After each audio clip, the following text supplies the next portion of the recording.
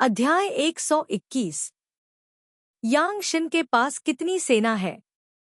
1 लाख। डाकुओं के नेता में कितने लोग हैं? ज्यादा से ज्यादा आधा भी नहीं। कैसा विविधतापूर्ण दल है। जिया क्यू के पास जू एन की जू झो सेना भी है। और फिर भी आप हार गए। वेई शाओ खड़ा हुआ, अपने हाथों को अपनी पीठ के पीछे बांध लिया और मेज के सामने आगे पीछे चलने लगा, और खटपट की आवाज उसके कान के पर्दों से टकरा रही थी। जाओ और उससे पूछो, तुम चाहते हो कि मैं उसे कितने और सैनिक दूं, इससे पहले कि वह उस शरणार्थी नेता को हरा सके। वह रुका और पलटा, उसकी आवाज गुस्से से भरी हुई थी। गोंगसुन यांग कुछ हद तक हैरान था। यांग शिन जून हो की इच्छा के अनुसार बीजी को दबा नहीं सका, और उसके ऊपर उसने हाओ शान को खो दिया। खबर सुनने के बाद गोंगसुन यांग को उम्मीद नहीं थी कि जून हो इस घटना को लेकर नाराज होंगे, लेकिन उन्हें आश्चर्य हुआ कि जून हो की प्रतिक्रिया इतनी उग्र थी। 17 साल की उम्र में जून हो की सहायता करने के बाद से वह कई बड़ी और छोटी लड़ाइयों से गुजरा था, और शहरों पर हमला करने और जमीन पर कब्जा करने के दौरान बाधाओं का सामना किया था। लेकिन फिर भी गोंगसुन यांग के लिए जून हो को इतना क्रोधित देखना दुर्लभ था। इसके अलावा हाओशान की स्थिति वास्तव में महत्वपूर्ण थी, लेकिन अगर यह खो गई, जब तक कि जू एन में कोई बड़ी घटना नहीं हुई, तब तक हुआनान की स्थिति शायद ही बदलेगी। जून हो की प्रतिक्रिया वास्तव में थोड़ी ज्यादा थी।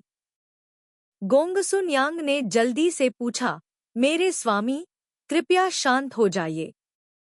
डोंग टिन एक पल के लिए लापरवाह हो गया और उसने बी ट्रे को भागने दिया। यद्यपि बी ट्रे का जन्म शरणार्थियों को एकत्रित करने से हुआ था, लेकिन मैंने सुना है कि वह न केवल दुनिया में एक दुर्लभ बहादुर व्यक्ति थे, बल्कि सैनिकों की कमान संभालने में भी बेहद प्रतिभाशाली थे। अब बहुत से लोग हुआई थुई की ओर रुख कर रहे हैं।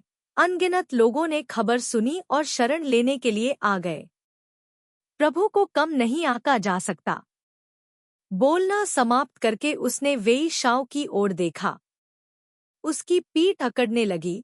तलवार की मूठ पर रखा उसका दाहिना हाथ पहले ही तलवार को म्यान से कुछ इंच बाहर खींच चुका था।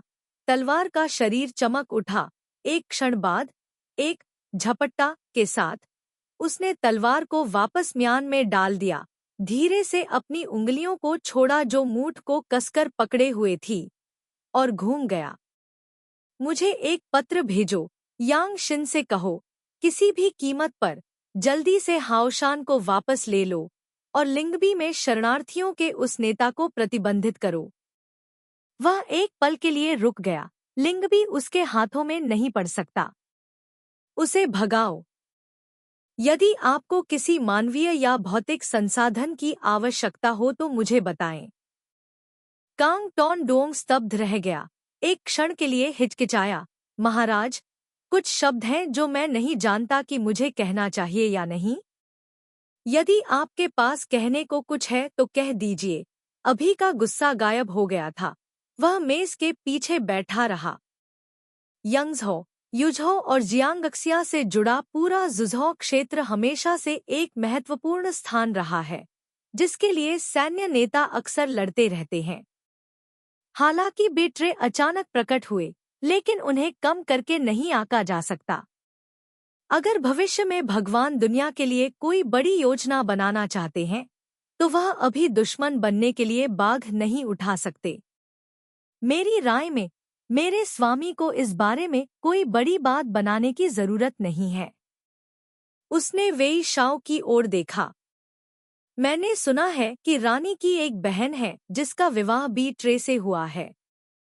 पिछले वर्ष जब रानी दक्षिण की ओर गई थी, तो जनरल जिया रानी को बित्रे दंपति से मिलने के लिए लिन्ह बिच भी ले गए थे। महिला सेना को उनसे मिलने के लिए लंबी दूरी तय करने में कोई आपत्ति नहीं थी। यह देखा जा सकता है कि उनके प्रति उनका स्नेह कभी समाप्त नहीं हुआ। दुश्मनों को भी नहीं बांधना चाहिए, भावनाओं वाले लोगों को तो छोड़ ही दीजिए। मेरे स्वामी महल का उपयोग युद्ध छेड़ने के लिए क्यों नहीं करते? एक, इतना ही नहीं, यदि आप बित्रे को अपने अधीन कर सके तो वह पंखों वाले बाग के समान होगा। यह लाभदायक है। मेरे स्वामी ऐसा क्यों नहीं करते? हमें पहले युद्ध विराम की घोषणा करनी चाहिए। प्रभु रानी के साथ चर्चा कर सकते हैं। मुझे लगता है कि रानी भी यह दृश्य नहीं देखना चाहती कि राजा बीट्रे के साथ धनुष तलवार खींच रहे हैं। यदि चारों समुद्रों में प्रभु की प्रतिष्ठा के साथ समाचार लाने के लिए या भीतर से मध्यस्थता करने के लिए एक महिला सेना होती तो शायद बीट्रे खुशी से इसमें शामिल होने के लिए कहती।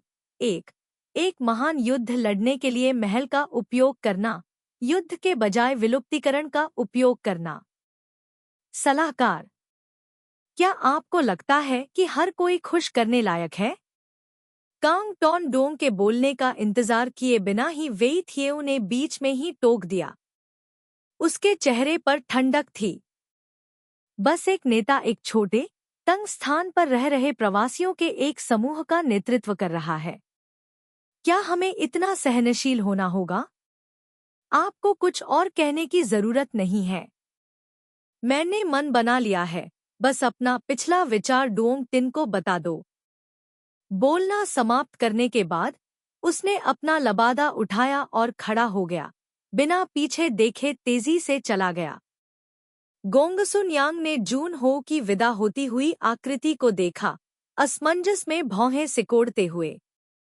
गोंगसुन यांग ने स्पष्ट रूप से समझा कि जून हो द्वारा उत्तर को शांत करने और पश्चिम को समतल करने के बाद निश्चित रूप से हान टोन के साथ सीधी लड़ाई होगी। यह केवल समय की बात थी, जल्दी या बाद में। यदि वे जीत गए तो दुनिया बांस काटने जैसी होगी। यदि वे हार गए तो हिरण और कड़ाही का भविष्य अभी भी अज्ञात था। हिरण और कड़ाही शाही करियर सिंहासन था। ऐसा नहीं था कि वह नहीं जानता था कि हुआई शुई और जू झो कितने महत्वपूर्ण थे, लेकिन अभी मुख्य बात हान टोन के साथ युद्ध था, जिससे निपटने के लिए जून हो को अपनी पूरी ताकत लगाने की आवश्यकता थी। गोंगसुन यांग को नहीं लगा कि जून हो इस सिद्धांत को नहीं समझता। वह जी झो के पास गया और काउंटी मजिस्ट्रेट और जनरलों को बुलाया। उसने पहले भी शिन पैलेस में हर रात भोज का आयोजन किया था, बेशक मनोरंजन के लिए नहीं। वह लोगों के दिलों को इकट्ठा करने और सावधानी बरतने के लिए था। अब यह स्पष्ट था कि हुआनान में युद्ध की घोषणा करने की कोई आवश्यकता नहीं थी। गोंगसुन यांग की सोच के अनुसार अगर बीजे ने आत्मसमर्पण करने से इनकार कर दिया तो लड़ने में बहुत देर नहीं होगी। हालांकि अगर वह बिना युद्ध के अपनी सेना और यांग शिन के साथ बीजे को प्राप्त कर सकता है तो जू ताई के मृत जुझो को निगलना किसी के हाथ मोड़ने जितना आसान होगा। फिर पूरी विशाल हुआई नदी बिना युद्ध के जून हो की जेब में आ जाएगी। इतना ही नहीं, भविष्य में बीजे महान जनरल ली डियान के साथ कंधे से कंधा मिलाकर खड़ा हो सकता है। यह कितना उपयोगी होगा? जून हो इतना जिद्दी क्यों होगा? केवल और अधिक परेशानी चाहता है, और यहाँ तक कि यांग शिन को उसे खत्म करने का आदेश भी दे रहा है। जून हो के अनुसार शायद वह बीजे की पृष्ठभूमि को कमतर आंकता था, इसलिए वह उसका इस्तेमाल नहीं करना चाहता था। लेकिन गोंगसुन यांग जानता था कि हालांकि जून हो का व्यक्तित्व काफी घमंडी था, लेकिन वह प्रतिभाशाली लोगों को भर्ती करने और उनका इलाज करने में एक प्रतिभाशाली व्यक्ति था। अन्यथा वह इतने अच्छे और बहादुर मंत्रियों और सेनापतियों को इकट्ठा नहीं कर पाता जो खुद को उसके लिए समर्पित करने को तैयार थे। उदाहरण के लिए ली डियान, वह भी बचपन से ही गरीब था और अब वह नंबर 1 सेनापति था। इसलिए जून हो की बीजे के लिए इस हद तक नफरत भी थोड़ी असामान्य थी। गोंगसुन यांग ने लंबे समय तक सोचा और अचानक उसके दिल में एक अस्पष्ट भावना पैदा हुई। उसे शक था कि जून हो कुत्ते पर अपना गुस्सा निकाल रही है। जून हो को कियाओ परिवार से बहुत नफरत थी, लेकिन वह कियाओ नू से मोहित लग रहा था, और जितना वह इसे छिपाता था उतना ही यह अनजाने में प्रकट होता था। भले ही कई दिन बीत गए हों, गोंगसुन यांग ने कभी जून हो को उसके सामने कियाओ परिवार का जिक्र करते हुए अपने दांत पीसते नहीं देखा था। हालांकि जून हो की समझ के साथ उसने अनुमान लगाया कि उसके लिए अपने पारिवारिक झगड़े को आसानी से छोड़ना मुश्किल होगा। बी ट्रे को कियाओ परिवार का आधा सदस्य माना जा सकता है। अगर उसने बी ट्रे को स्वीकार कर लिया तो क्या यह जून हो द्वारा कियाओ परिवार के सभी सदस्यों को स्वीकार करने जैसा नहीं होगा? वह इतनी आसानी से कैसे जाने दे सकता था?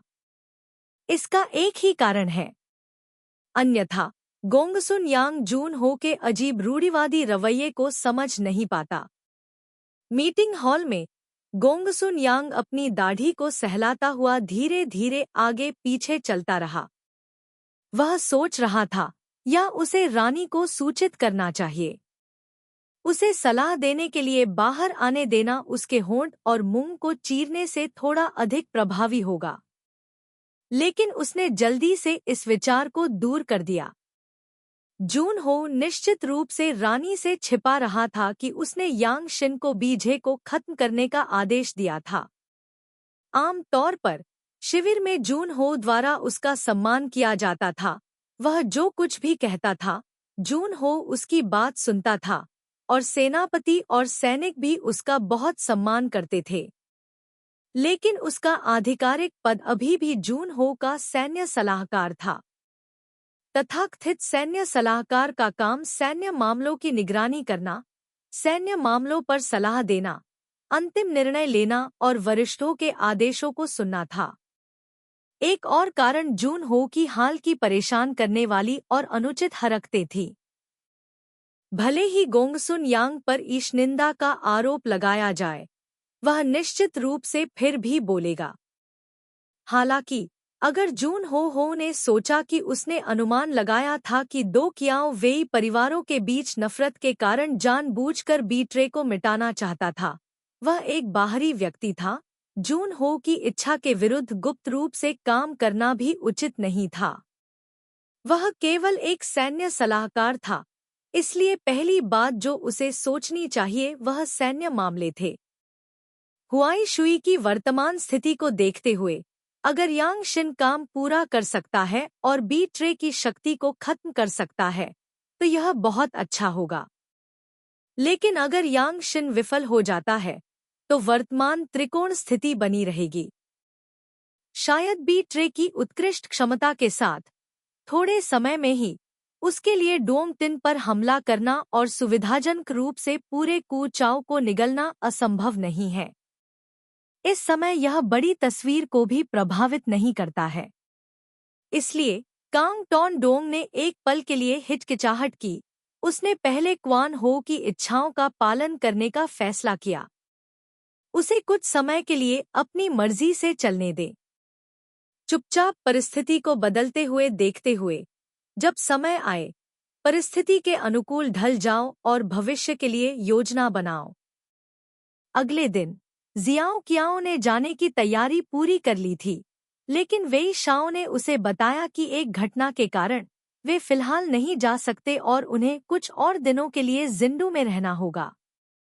जब उसने बात की तो उसके हाव भाव अभी भी वही थे।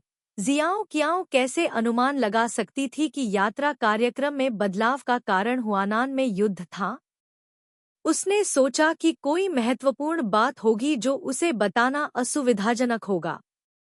टियू कियू ने और कुछ नहीं पूछा, बस झुआन नुओंग से कहा कि वह अपना सामान फिर से बाहर ले जाए। वे 10 दिन तक ऐसे ही रहे। वेई शाओ ने अभी भी यह नहीं बताया कि वह कब जा सकता है। उसने मैडम तू को भी एक पत्र भेजा जो नगु डुओंग लौट आई थी, जिसमें कहा गया था कि कुछ उसे परेशान कर रहा है, इसलिए उसे लौटने से पहले कुछ दिनों की देरी होगी। उसने यह भी कहा कि वे दोनों अब बहुत सामंजस्यपूर्ण हैं, इसलिए दादी निश्चिंत हो सकती हैं। जियो कियाओ ने भी एक पत्र लिखा। वह अपने दिल में बी ट्रे और दाई कियाओ को बहुत याद करती थी। वेई शाओ से हुआई शुई में युद्ध की स्थिति के बारे में पूछना भी असुविधाजनक था। इसलिए उसने दाकियाओं को एक पत्र लिखा जिसमें पूछा कि हाल ही में उन दोनों का हाल कैसा रहा। उसने चुपके से पत्र जियासी को सौंप दिया और उसे डाकिया को देने के लिए कहा और जितनी जल्दी हो सके इसे लिंग बी तक पहुंचा दिया। हालांकि यह स्थान पीली नदी के किनारे लिंग बी से कुछ दूरी पर था, लेकिन वास्तव में यह बहुत करीब था। जब उसने जियासी को पत्र दिया तो उसने जानबूझकर पूछा कि उसे जवाब कब मिलेगा। जियासी ने जवाब दिया कि अगर कोई अप्रत्याशित घटना नहीं हुई तो पत्र आधे महीने के भीतर तेज घोड़े द्वारा पहुंचा दिया जाएगा। पत्र भेजने के बाद जियो कियाओ अभी भी उत्तर की प्रतीक्षा कर रही थी। आधे महीने बाद लिंग बी दा कियाओ बिस्तर पर अपनी तरफ लेट गई। खड़खड़ाहट झूल रही थी और स्पष्ट आवाजें कर रही थी। वह बिस्तर पर बैठकर बच्चे के साथ खेल रही थी। तीन बच्चा, एक बच्चा जो अभी भी दूध पी रहा है। बच्चे का उपनाम ली एर था, जो सिर्फ आधे साल से थोड़ा अधिक का था। मोटा और गोरा, बहुत खुश और हंसमुख, बेहद प्यारा लग रहा था। अब बच्चा अपनी माँ के पास बैठा था और उसके हाथ में ढोल देखकर मंत्रमुग्ध हो रहा था। बच्चे ने अपना गोल मटोल छोटा हाथ बाहर निकाला, उसके मुंह से आवाज निकल रही थी। दाई क्यू ने बच्चे को खड़खड़ाहट थमा दी। ली नी ने उसे पकड़ लिया और कुछ बार आगे पीछे हिलाया। खड़खड़ाहट की आवाज सुनकर बच्चे ने अपनी माँ की ओर आश्चर्य से देखा, फिर जोर से हंस पड़ा। दाई क्यू ने थोड़ी देर तक बच्चे के साथ खेला। यह देखकर कि बच्चा थकने लगा था, उसने बच्चे को खाना खिलाया। नरम, युवा गाल अपनी माँ की गर्म त्वचा से दबे हुए थे, शांति से सो रहे थे। दाई क्यू ने अपनी बाहों में सो रहे बच्चे को देखा। उसकी आंखें पहली बार माँ बनने वाली कोमल प्रेम से भर गईं। उसे अचानक याद आया कि उसका पति बीजी अभी भी हाव शान में लड़ रहा था और उसका दिल चिंता से भर गया। कुछ ही दिन पहले यांग शिन को हराया गया था और फिर से हमला किया गया था। हालांकि बीजी ने उससे कुछ नहीं कहा, लेकिन उसने अफवाहें सुनी कि यांग शिन का दूसरा हमला बहुत अधिक क्रूर था। इसके अलावा उत्तर में तू चाओ सेना भी थी। दाई क्यू को भी चिंता होने लगी। वह कई रातों तक इसके बारे में सोचती रही और उसे अच्छी नींद नहीं आई। इस समय बेटा उसके बगल में शांति से सो रहा था। दोपहर के बाद कमरा बिना किसी आवाज के शांत था। उस पर थकान छा गई और उसने धीरे धीरे अपनी आंखें बंद कर ली। एक अचंभे में ऐसा महसूस करते हुए कि कोई उंगली उसके चेहरे को छू रही है, दाई क्यू ने सोचा कि लीन ही जाग गई है। उसने जल्दी से अपनी आंखें खोलीं। अप्रत्याशित रूप से यह उसका पति बी ट्रे था जो किसी समय वापस आ गया था। अब बिस्तर के किनारे पर बैठा था। यह पता चला कि अभी अभी उसका बड़ा हाथ उसके चेहरे को सहला रहा था। उसके बगल में छोटा बच्चा अभी भी गहरी नींद में सो रहा था। उसने अपने पति की ओर देखा। उसकी आंखें हंसी से भरी हुई थी। अपने बेटे को जगाने से डर रही थी, इसलिए वह धीरे से खड़ी हुई, फिर खुद को दूसरे व्यक्ति की बाहों में फेंक दिया। अपने पति की मजबूत और स्थिर दिल की धड़कन को महसूस करते हुए दाई क्यू के दिल की सारी चिंताएं अचानक गायब हो गईं। दाई क्यू ने ली नी की देखभाल के लिए गीली नर्स को बुलाया। वह और उसका पति दूसरे कमरे में चले गए। बी ट्रे ने उसे बिस्तर पर लेटा दिया, जल्दी से उसके कपड़े उतार दिए। उनके कान और कनपटियां आपस में लिपटी हुई थी। दोनों ने एक दूसरे को कसकर गले लगाया। कुछ देर तक रुकने के बाद दाई क्यू ने अपना सिर उसके कंधे पर टिकाया और पूछा, युद्ध कैसा रहा? बी ट्रे ने अपनी पत्नी को गले लगाया और जवाब दिया, हाओ सोन का बचाव करना आसान है लेकिन हमला करना मुश्किल है। हम अब उस पर हमला नहीं कर सकते, चिंता मत करो। दाई क्यू को समझ में नहीं आया। क्या डोंग तिन ने टिएट परिवार के खिलाफ रुख नहीं अपनाया?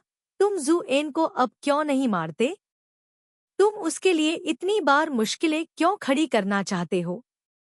बी ट्रे ने कहा, मैं इस विषय पर आपसे बात करने के लिए वापस आई हूँ। कल मैंने डोंग तिन के एक डिप्टी जनरल को पकड़ लिया। उससे पूछताछ करने के बाद मुझे कुछ पता चला। दाई क्यू ने उसे रुकते हुए देखा और पीछे मुड़कर पूछा, क्या हुआ? बी ट्रे एक पल के लिए हिचकिचाया। उसने दाई क्यू को ध्यान से देखा और धीरे से कहा, उस आदमी के अनुसार डोंग तिन ने येन हाओ को सौंप दिया है। टैक ने कहा, भाई थिएओ, आप जानते हैं, मैं पिछले अध्यायों में आपके द्वारा की गई हर बात को समझता हूँ। लेकिन इस बार आपने लोगों को नापसंद कर दिया है। अध्याय 122। दाई क्याओ दंग रह गई। उसके चेहरे पर आश्चर्य झलक रहा था। पति का मतलब है कि यांग शिन ने मार्क्विस यान से मुंह मोड़ लिया और पति पर हमला कर दिया। वह पलटी और खड़ी हो गई। मुझे अपनी बहन को एक पत्र लिखने दो, उसे मार्क्विस यान को बताने के लिए कहो। बी ट्रे ने अपनी उत्तेजित पत्नी को खींच लिया, उसे पीछे धकेल दिया। उसने उसकी खूबसूरत आंखों को देखा जो पानी की तरह साफ थीं। कड़वी मुस्कान के साथ अपना सिर हिलाया। क्या मैंने कुछ गलत कहा? पति को शर्मिंदा होने की जरूरत नहीं है। अगर बहन को पता चलेगा तो वह हमारी मदद जरूर करेगी। दाई क्याओ ने असमंजस में अपने पति की ओर देखा। बीजी ने प्यार से उसके बालों को सहलाया। उसने कुछ पल सोचने के बाद कहा, अगर मैं सही अनुमान लगा रहा हूँ तो यांग शिन के रवैये में असामान्य बदलाव, अचानक मुझ पर हमला करने के लिए आना, शायद यान हो के आदेशों का पालन कर रहा है। दाई क्याओ चौंक गई। उसने एक पल के लिए अपने पति को खाली देखा। मेरे जीजा। वह झिझकी। वह तुम्हें जाने क्यों नहीं देगा? बीजी ने जवाब नहीं दिया। कल यांग शिन के वेई शाओ के पास शरण लेने की खबर जानने के बाद बीजी इस समस्या के बारे में सोच रहा था। अगर दोनों के बीच व्यक्तिगत रंजिश की बात करें तो उसने सोचा कि पिछले साल ही हूँ परिवार की संपत्ति के बाहर जब वह महिला स्वामी को लेने गया था तो गलतफहमी के कारण उसका वेई शाओ से विवाद हो गया था। उस समय उसका हाथ थोड़ा घायल हो गया था। लेकिन बीजी ने निष्कर्ष निकाला, इतनी छोटी सी गलतफहमी के कारण उसे दंडित करने के लिए यहाँ सेना भेजना निश्चित रूप से संभव नहीं था। अगर यह व्यक्तिगत रंजिश नहीं थी तो यह उस व्यक्ति की वजह से दुनिया के लिए भव्य योजना थी। उस स्थिति को चाहता था। उससे अधिक विरोधियों को उससे निपटने के लिए था तो उसे अपने भाले को इतने छोटे लिंग द्वीप पर इंगित करना पड़ा। ट्रे को कुछ भी समझ नहीं आ रहा था। पति। बेचैनी महसूस करने के बाद दाई क्यू को अभी भी यकीन करना मुश्किल लग रहा था। अपने पति को चुप देखकर उसने धीरे से पुकारा, क्या ऐसा हो सकता है कि वह जानबूझकर येन हाओ के साथ कलह पैदा करने की कोशिश कर रहा है? मार्क्विस येन ने मेरी छोटी बहन से शादी कर ली है। पिछली बार उसने खुद मुझे बताया था कि मार्क्विस येन उसके साथ बहुत अच्छा व्यवहार करता है। मेरे पति ने उसे नाराज नहीं किया, सब कुछ ठीक था। उसने अचानक डोंग तिन को मेरे पति को पीटने के लिए यहाँ क्यों भेजा? दाई क्यू दयालु थी और हमेशा चीजों को सकारात्मक तरीके से सोचती थी। इसके अलावा वेई शाओ उसकी छोटी बहन का पति था। वह इस बात पर यकीन नहीं करना चाहती थी कि ऐसा होगा। बी ट्रे ने जवाब दिया, मुझे नहीं लगता। येन हो और मैं एक दूसरे के साथ बातचीत नहीं करते हैं, इसलिए मतभेद पैदा करने की कोई जरूरत नहीं है। शायद मार्क्विस येन तुचाओ पर कब्जा करना चाहता है। मैं उसका रास्ता रोक दूंगी। दाई क्यू एक पल के लिए घबरा गई और उलझन में पड़ गई। उसने बुदबुदाया, अगर यह सच है तो मुझे आश्चर्य है कि क्या मेरी बहन को इसके बारे में पता है। अगर उसे पता चल गया मुझे डर है कि आप दोनों में झगड़ा हो जाएगा। वह अचानक उठ बैठी और अपने पति की बाह पकड़ ली। पति, आप हाओ शान को डोंग तिन को वापस क्यों नहीं कर देते? हाओ शान लौटने के बाद वह फिर से हमला करने के लिए वापस नहीं आएगा, है ना? मैं नहीं चाहता कि सभी लोग अब लड़े। बी ट्रे ने उत्तर दिया। कल मैंने डोंग तिन को एक संदेश भेजा था जिसमें मैंने यह विचार व्यक्त किया था, लेकिन उसकी आवाज के लहजे से ऐसा लगता है कि वह तभी जाने देगा जब वह लिन्ह बिच को ले जाएगा। दाई क्यू दंग रह गई। उसका चेहरा थोड़ा पीला पड़ गया। बी ट्रे ने दिलासा दिया। ए फार्म, मैं मूल रूप से नहीं चाहता था कि आप इस बारे में जानें, अगर आपको चिंता हो। लेकिन मुझे डर है कि भविष्य में चीजें और भी जटिल हो जाएंगी। अगर उसे पता चल गया तो वह मुझसे यह बात छिपाने का आरोप लगाएगी। इसलिए मैं आपको पहले से बताना चाहता था ताकि आप तैयार हो सकें। दाई क्यू ने आश्चर्य से उसकी ओर देखा। अगला कदम क्या है, पति? बी ट्रे धीरे से उठ बैठी। ए फार्म, मैंने तुमसे अपनी पत्नी के रूप में विवाह किया है और अब मेरे पास लीनी है। इस अराजक समय में मेरे मन में केवल एक ही विचार है, शांति से रहने के लिए एक जगह, उसकी और लीनी की सुरक्षा करना ताकि वे शांतिपूर्ण जीवन जी सकें। यदि संभव हुआ तो मैं अपना सब कुछ त्याग कर उसके साथ गहरे पहाड़ों में जाकर एकांत में रहने को तैयार हूँ और बाहरी मामलों के बारे में कुछ भी नहीं पूछूंगा। लेकिन मैं खुद को रोक नहीं सकता। अब जब मैं इतनी दूर आ गया हूँ तो मैं यह जगह छोड़कर उसके साथ नहीं जा सकता। शायद येन हो ने मुझे गलत समझा। यदि डोंग तिन के पीछे का व्यक्ति वह है तो मैं उसे सीधे तौर पर स्पष्ट रूप से बता दूंगा। मैं स्पष्ट रूप से समझाने के लिए एक पत्र भेजना चाहता था। मेरा इरादा उसे नाराज करने का नहीं था और दुनिया के लिए उसकी महान योजना में बाधा डालना तो बिल्कुल भी नहीं चाहता था। यदि यह सचमुच गलतफहमी है तो वह मेरे रवैये पर विचार करेंगे। यदि वह मुझ पर विश्वास करता है तो यह बहुत अच्छी बात है। अगर वह अब भी मुझे दुश्मन मानता है तो चाहे वह कितना भी ताकतवर क्यों न हो, मुझे डर नहीं है। जब सैनिक आएंगे और सेनापति अवरोध पैदा करेंगे तो मैं उन सभी को हराने की क्षमता रखता हूँ। उसने दाई क्यू को देखा और उसे धीरे से अपने सीने से लगा लिया। लेकिन अगर ऐसा है तो मैं तुम्हारे प्रति दोषी महसूस करता हूँ। भविष्य में मुझे डर है कि वह और नुक्वान पहले की तरह साथ नहीं रह पाएंगे। दाई क्यू अपने पति की मजबूत छाती से सटकर बहुत देर तक चुप रही। फिर अचानक बोली, पति, मैंने भी अपनी बहन को एक पत्र लिखा है और किसी को इसे पहुंचाने के लिए कहा है। अगर येन हो उनके साथ गलतफहमी दूर कर सके तो यह सबसे अच्छा होगा। यदि नहीं तो मुझे बस उम्मीद है कि आप मेरी मदद कर सकते हैं। मैं नहीं चाहता कि आपको येन हो के खिलाफ लड़ना पड़े। मुझे लगता है मेरी बहन भी ऐसा ही सोचती होगी। मैं उसे चिंतित नहीं करना चाहता था। लेकिन आपने जो कुछ कहा उसे याद करते हुए मुझे लगता है कि मुझे उसे जल्दी ही बता देना चाहिए, क्योंकि अगर मामला ज्यादा गंभीर हो गया तो उसे सुलझाना मुश्किल हो जाएगा। पिछली बार जब वह मुझसे मिलने आई थी तो मैंने देखा कि मार्क्विस येन उससे बहुत प्यार करता था। उसकी सलाह के अनुसार अगर यह वास्तव में गलतफहमी है तो निश्चित रूप से मार्क्विस येन थोड़ा सुनेंगे। अंत में दाई क्याओ ने कहा कि पलक झपकते ही आधा महीना बीत गया। जियाओ कियाओ अभी भी शिंडू में थी, लेकिन उसे दाई क्याओ से कोई जवाब नहीं मिला था। उस दिन वेई शाओ सुबह होते ही बाहर चली गई थी।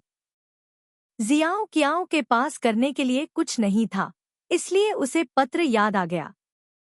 वह खुद जियासी को खोजने के लिए चली गई। वह मर गया। वह उसे यह बताने की हिम्मत नहीं करता था कि रानी ने उसे देने के लिए कहा था कि वह शिन पैलेस के मुख्य द्वार को कभी नहीं छोड़ता है। यह भी निर्देश दिया कि अगर रानी के पास लिंग बाई को भेजने के लिए एक पत्र था या अगर किसी और ने उसे एक पत्र भेजा तो उन्हें पहले उसे दिया जाना चाहिए। बोल रहा था, जियासी कैसे सुनने की हिम्मत नहीं कर सकता था। उसने महिला को यह बताने की भी हिम्मत नहीं की कि कल लिंगबी से एक पत्र भेजा गया था। वह पत्र बीजे ने जून हो को लिखा था। बेशक जियासी को नहीं पता था कि बीजे ने पत्र में क्या लिखा था। उसने इसे केवल अपनी आंखों से देखा था। जब वह पत्र अध्ययन कक्ष में लाया तो जून हो ने इसे प्राप्त किया और लापरवाही से इसे अपने बगल की टोकरी में रख दिया, यहाँ तक कि ऊपर देखने की भी जहमत नहीं उठाई। टोकरी फेंकी हुई वस्तुओं या सफेद रेशम या गलत लिखी हुई गोलियों से भरी थी। कोई समय समय पर इसे साफ करने और जलाने के लिए आता था। उस समय जियासी ने कुछ भी पूछने के लिए अपना मुंह नहीं खोला, लेकिन अपने दिल में वह जानता था कि जून हो का जवाब देने का कोई इरादा नहीं था। उसने सोचा कि जब वह महिला को लिंगबी के पास लाया था तो उसने व्यक्तिगत रूप से महिला और बीजे और उसके पति के बीच घनिष्ठ संबंध देखा था, इसलिए बाहर जाने के बाद उसने चतुराई से व्यक्त किया कि जून हो दूत को जवाब नहीं देगा। जनरल जिया, कृपया ध्यान दें, जियो क्याओ ने फिर कहा। जियासी ने जल्दी से अपना सिर हिलाया। मेरी हिम्मत नहीं है, मुझे यही करना है। रानी का स्वभाव बहुत कोमल है। हालांकि वह जानता है कि वह कितनी चिंतित है, उसके सामने उसने कभी कोई असंतोष या दोष नहीं दिखाया। उसकी खूबसूरत आंखों में निराशा झलक रही थी। उसने उससे कहा कि वह ज्यादा ध्यान दे, अगर कोई जवाब हो तो उसे तुरंत बता दे।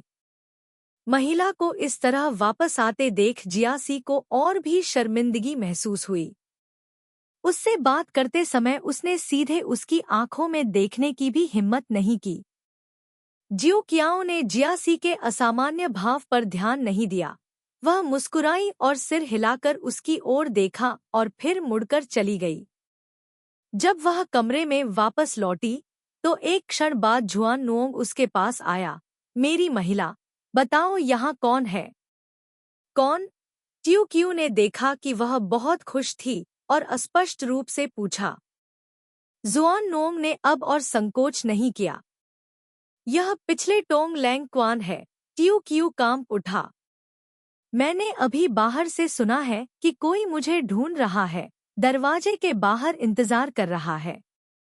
टाई को भी शक हुआ कि कौन उसे यहाँ ढूंढने आएगा, इसलिए वह देखने के लिए बाहर चला गया। मुझे उम्मीद नहीं थी कि वह वही होगा। राजकुमार ने कहा, नन की बड़ी बहन ने आपको एक पत्र भेजा है। जैसे ही उसने बोलना समाप्त किया, ट्यू क्यू बहुत खुश हुई। उसने जल्दी से पत्र खोला। जुआन नुओंग को यह भी पता था कि हाल ही में ट्यू क्यू दाई क्यू के उत्तर की प्रतीक्षा कर रही थी। अचानक टोंग क्या खुद पत्र देने आया, वह भी बहुत खुश थी। जब ट्यू क्यू पढ़ रही थी, जुआन नुओंग उसके पास खड़ा था और मुस्कुराते हुए बोला, पत्र में क्या लिखा है?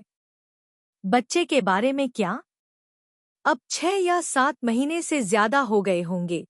पहले तो जियाओ क्याओ के चेहरे पर मुस्कान साफ दिखाई दे रही थी, लेकिन पढ़ने से पहले ही उसके हाव भाव बदल गए, मानो उसे अपनी आंखों पर यकीन ही न हो। उसने फिर से शुरू से अंत तक किताब पढ़ी। उसके हाथ अनजाने में कांप रहे थे। जुआन नुओंग ने भी देखा कि जियाओ क्याओ थोड़ी अजीब लग रही थी।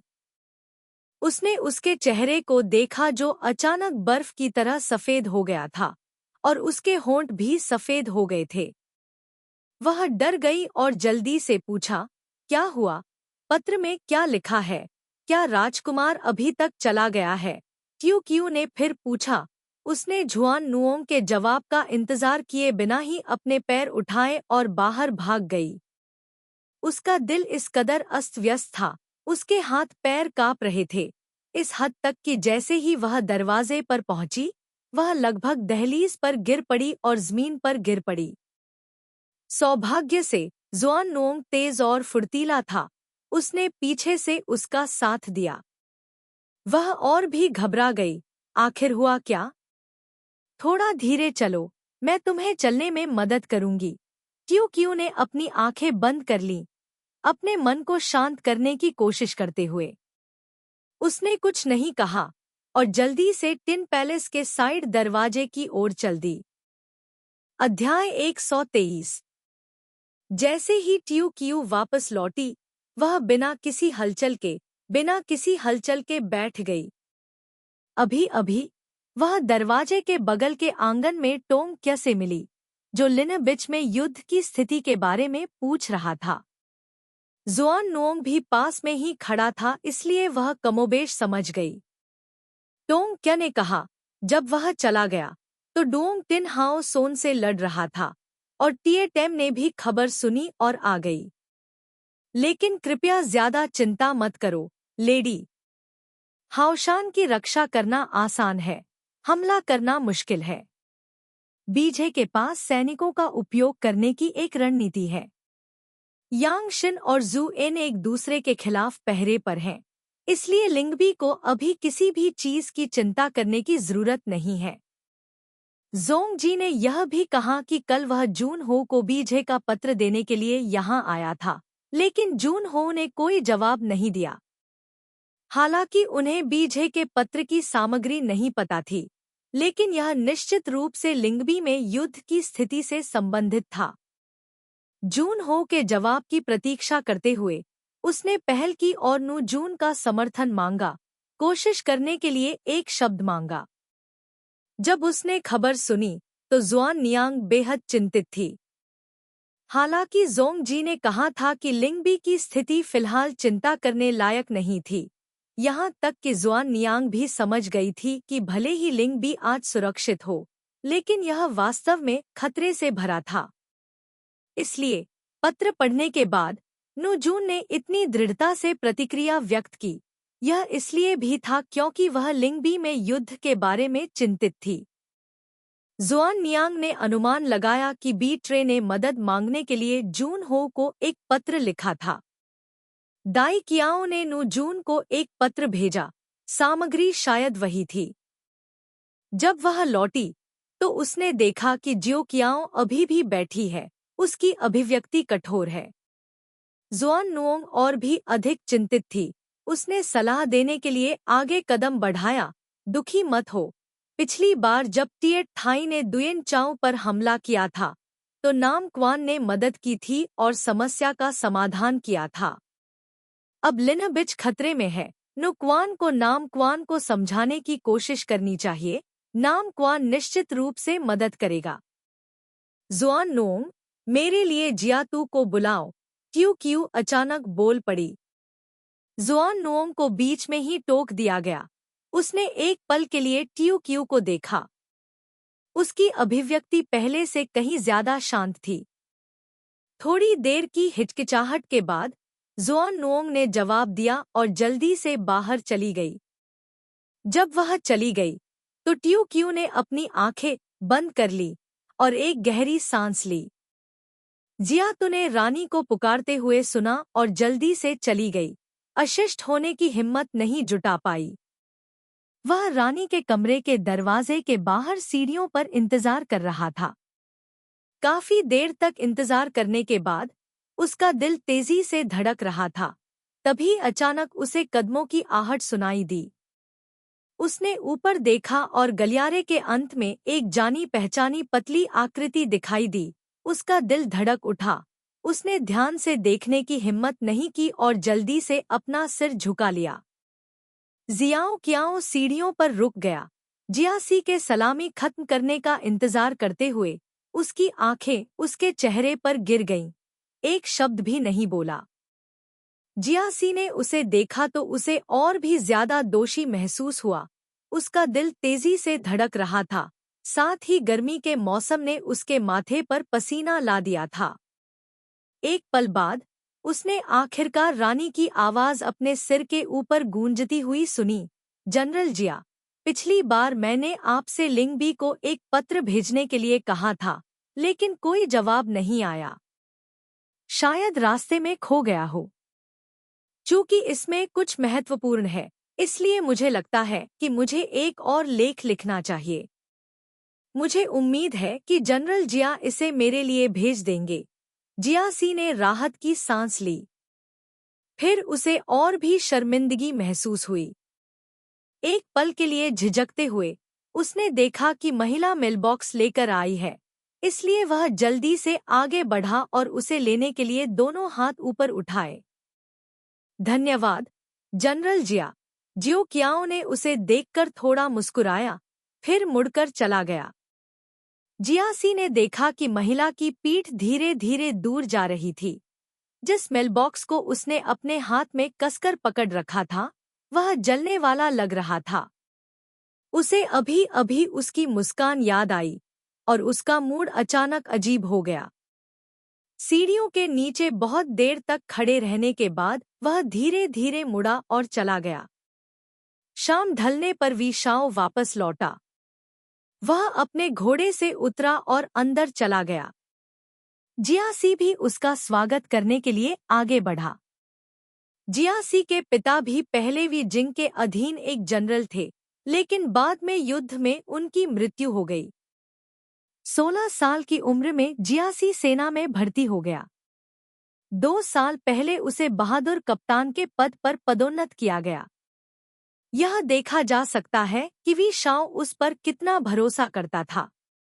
उसे अभिवादन करने के लिए बाहर आते देख वेई शाओ ने अंदर आते ही पूछा, आज क्या हुआ? महाराज, आज कुछ नहीं हुआ। वेई शाओ ने सिर हिलाया और आगे बढ़ गया। जियासी ने जून हो की पीठ की ओर देखा, उसका दिल उलझन में था। उसे अचानक वह निष्ठा की शपथ याद आ गई जो उसने 10 साल पहले सेना में भर्ती होने पर ली थी। उसकी हथेलियों से पसीना बह रहा था। वह अंततः कुछ कदम पीछे भागा और बताया, केवल एक ही बात है। महिला जनरल ने मुझे लिनबिच को एक पत्र भेजने के लिए कहा। अंत में उन्होंने दोनों हाथों से मेलबॉक्स उठाया। वेई शाओ रुक गए, कुछ देर तक मेलबॉक्स को देखा, फिर उसे लेकर जा डुओंग निवास के अध्ययन कक्ष में चले गए। वह पिछली बार रखे गए पत्र को पहले ही पढ़ चुके थे। पत्र में उनकी पत्नी ने मुख्य रूप से लू माओ शरणार्थियों के नेता और डुओंग तिन और टिएट एम के बीच लड़ाई की स्थिति के बारे में पूछा और दंपति और नवजात शिशु के दैनिक जीवन के बारे में पूछा। इन सभी बातों को वेई शाओ ने अपने आप अनदेखा कर दिया, लेकिन जिस बात ने उनका ध्यान खींचा वह था उनके द्वारा अपने दैनिक जीवन के बारे में लिखा गया पत्र, जिसमें उनका उल्लेख था। उन्होंने कहा, शिंडू वह जगह है जहां मेरे पति और मैं पहली बार मिले थे और जहां हमारी शादी हुई थी। अब जब हम पुरानी जगह पर लौट आए हैं, तो भावुक होने के बाद हम और भी अधिक खुश हैं। मेरी बहन और मेरे पति एक बार एक साथ दांताई पर्वत की चोटी पर चढ़ गए। तारे इतने चमकीले थे, हमारे सिर के ऊपर चमक रहे थे। वह दृश्य शायद भूलना मुश्किल है, बस कुछ वाक्य, लेकिन वेई शाओ ने उन्हें बार बार पढ़ा। जब उन्होंने जियासी से उसका पत्र रोकने के लिए कहा, तो उसका मूल इरादा यह था क्योंकि वह नहीं चाहता था कि उसे पता चले कि वह अपने बहनोई के साथ क्या कर रहा था जो शरणार्थियों का नेता था। पत्राचार के बिना वह दूसरी तरफ की विशिष्ट स्थिति को नहीं जान पाती, इस प्रकार भविष्य के परिणामों से बच जाती। लेकिन उसे उम्मीद नहीं थी कि पत्र में ऐसा कोई वाक्य होगा। जब उसने उसके अंतरतम विचारों पर झांका, तो उसे अचानक उत्साह और उत्तेजना का एहसास हुआ। उसने पहले कभी उससे ऐसा कुछ नहीं कहा था। उसने मूल रूप से उसका पत्र जलाने की योजना बनाई थी। इसे रखने से उसे परेशानी होगी, लेकिन पत्र में पैराग्राफ की वजह से वह इसे जलाने का साहस नहीं कर सका और इसे अध्ययन कक्ष में छिपा दिया। आज उसने उसका एक और पत्र रखा। इस समय वेई शाओ का मूड उत्सुक और कुछ हद तक उम्मीद भरा था। उसे आश्चर्य हुआ कि इस बार उसने जो पत्र भेजा है, उसमें क्या लिखा होगा। वेई शाओ ने मेलबॉक्स खोलने के लिए एक छोटे चाकू का इस्तेमाल किया, अंदर एक बर्फ सफेद रेशमी स्क्रॉल था जो बड़े करीने से मोड़ा गया था और हरे रेशमी धागे से बंधा हुआ था। वेई शाओ ने रेशमी धागे को खोला, लेकिन एक पल के लिए वह गांठ नहीं खोल सका। वह अधीर हो गया और उसे फाड़ दिया, बिना इंतजार किए तुरंत उसे खोल दिया। उसकी नजर सफेद कपड़े पर पड़ी, उसकी आंखें रुक गईं। पत्र के बीच में 4 बहुत बड़े शब्दों की एक पंक्ति थी। तुम्हें शर्म आनी चाहिए, वेई शाओ।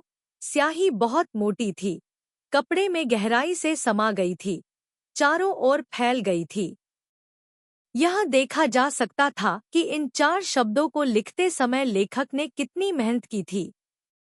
वेई शाओ ने उन 4 शब्दों को ध्यान से देखा, उसका पूरा शरीर जम गया। वह अचानक होश में आया, मानो उसे सुई चुभ गई हो। वह उछल पड़ा। उसकी हरकत इतनी जल्दबाजी में थी कि उसका घुटना सामने रखी चाय की मेज से टकराया। चाय की मेज को उसके द्वारा खटखटाया गया था और बांस की पर्चियां मेज पर ढेर कर दी गई थी, जो कि पूरे मैदान में गिरती है, वह भी धमाकेदार हो गई थी। दरवाजे के ठीक सामने उसका चेहरा वेई शाओ के हाथ को घूर रहा था। मुस्कुराया, पत्र को उसके हाथ में एक तरफ रख दिया, जल्दी से जियो कियाओ के सामने चला गया, उसे गले लगाने के लिए अपना हाथ उठाया और कहा, यह इस पति की गलती है। यार, गुस्सा मत हो। अगर इसका असर तुम्हारे शरीर पर पड़ता है तो यह इसके लायक नहीं है। अब से मैं फिर से ऐसा करने की हिम्मत नहीं करूंगी। इससे पहले कि वह अपनी बात पूरी कर पाती, टियो कियू ने अपने दांत पीस लिए और उसे जोर से धक्का दे दिया। अगर यह सामान्य था, तो वेई थियू को उसके द्वारा कैसे धक्का दिया जा सकता था? पर अब वह पागल हो चुकी थी, उसकी ताकत भी काफी बढ़ गई थी। इसके अलावा वी शाओ चौकन्ना नहीं था, उसने उसे लगातार 4-5 कदम पीछे धकेला, तभी वह रुका। वी शाओ रुक गया, स्तब्ध रह गया, फिर आगे बढ़ता रहा जैसे कुछ हुआ ही न हो। एक हाथ उसे अपनी बाहों में जकड़ने के लिए बढ़ा, उसे चूमने के लिए अपना सिर नीचे किया। जितना ज्यादा जियाओ कियाओ ने संघर्ष किया, उतना ही जोर से उसने उसे चूमा। उसके गाल पर अचानक चोट लग गई। एक थप्पड़ के साथ जियाओ कियाओ ने उसके चेहरे पर जोर से थप्पड़ मारा। उसने कोई ध्यान नहीं दिया, जियाओ कियाओ को दीवार के खिलाफ धकेल दिया, उसे चूमने के लिए अपना सिर नीचे करना जारी रखा और फिर भी अजीब तरह से माफी मांगी। यार, नाराज मत हो। मुझे अपनी गलती पता है। मुझे तुम्हारा पत्र नहीं रोकना चाहिए था। मैं ऐसा दोबारा नहीं करूंगा। जियाओ कियाओ को उसके हाथों और शरीर ने दीवार से कसकर दबा दिया और उसे चूमना जारी रखा। चाहे उसने कितनी भी कोशिश की हो, वह बच नहीं पाई। वह अंदर से बहुत गुस्से में था और आखिरकार एक हाथ से भागने में कामयाब रहा। जियो कियाओ ने अपना हाथ उठाया और उसे एक और जोरदार थप्पड़ मारा। इस बार थप्पड़ इतना जोरदार था कि उसके चेहरे पर एक लाल हाथ दिखाई दिया और उसकी हथेली भी दर्द से जल रही थी। उसके थप्पड़ से वेई शाओ का चेहरा एक तरफ झुक गया। उसने धीरे से अपना चेहरा घुमाया और अपने गाल को छुआ। उसकी काली पुतलियां उलझन और हताशा प्रकट कर रही थी। जब उसने टियो कियू की ओर देखा, क्या हुआ? मैंने उसे 2 थप्पड़ मारे। क्या यह सिर्फ इसलिए नहीं है क्योंकि आपने उसे पत्र नहीं भेजा? मैं किसी से तुम्हें पत्र भेजवा दूंगा, ठीक है? वेई शाओ, इस समय भी तुम मुझे धोखा देना चाहते हो। यह पहली बार था जब जियो कियाओ ने उसे सीधे नाम से पुकारा। उसकी खूबसूरत आंखों में आग की चमक थी, जो गुस्से से चमक रही थी। तुमने मुझे नहीं बताया। यांग शिन ने पहले ही तुम्हारे आदेश सुन लिए हैं। यह स्पष्ट है कि आपने उसे मेरे बहनोई पर हमला करने के लिए भेजा था। पिछली बार जब मैंने तुमसे पूछा था, तो तुमने मेरे सामने बेवकूफ बनने का नाटक किया था। वेई शाओ ने उसे घूर कर देखा। उसकी हताशा और शर्मिंदगी धीरे धीरे गायब हो गई। उसने अचानक भौहें सिकोड़ ली। तुम्हें ये बातें कैसे पता है? तुमसे किसने कहा? आवाज में एक ठंडा अर्थ छिपा था। स्टडी रूम में अचानक शांति छा गई। ट्यू क्यू के कानों में सिर्फ गुस्से से हांफने की आवाज थी। उसकी पीठ के पीछे एक दीवार थी जो उसे सहारा दे रही थी। उसने बहुत देर तक अपनी आंखें बंद रखीं, फिर धीरे से उन्हें खोला। अपना चेहरा थोड़ा ऊपर उठाकर वेई शाओ की नजरों से मिला लिया। क्या यही वजह है कि तुमने मेरा पत्र ब्लॉक कर दिया? तुम नहीं चाहते कि मुझे पता चले कि तुम मेरे परिवार के साथ व्यवहार कर रहे हो, है न? उसने भारी स्वर में कहा। मैं जानती हूँ कि तुम अपने दिल में अपने माता पिता के प्रति घृणा को नहीं छोड़ सकते। तुम्हें मेरे परिवार से निपटना होगा। ठीक है, मुझे इसे रोकने का कोई अधिकार नहीं है, लेकिन तुम्हें मुझे इस तरह परेशान नहीं करना चाहिए। वह हमेशा कहता था कि वह मुझसे प्यार करता है, जिससे मैं आभारी महसूस करती थी क्योंकि मुझे लगता था कि वह मेरे परिवार के साथ सहनशील और उदार होगा।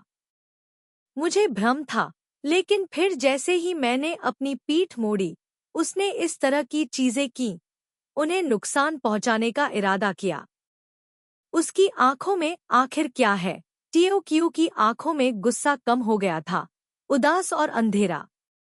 ngू थियो, तुम मुझे बहुत निराश करते हो। वास्तव में निराश हूँ। ट्यू क्यू ने उसे ध्यान से देखा, अंत में धीरे धीरे प्रत्येक शब्द बोला। ngू थियो भी उसे घूर रहा था। उसकी सांसें धीरे धीरे भारी हो रही थी। वह अचानक मुड़ा, उसे पीछे छोड़ दिया और जल्दी से दरवाजे की ओर चल पड़ा।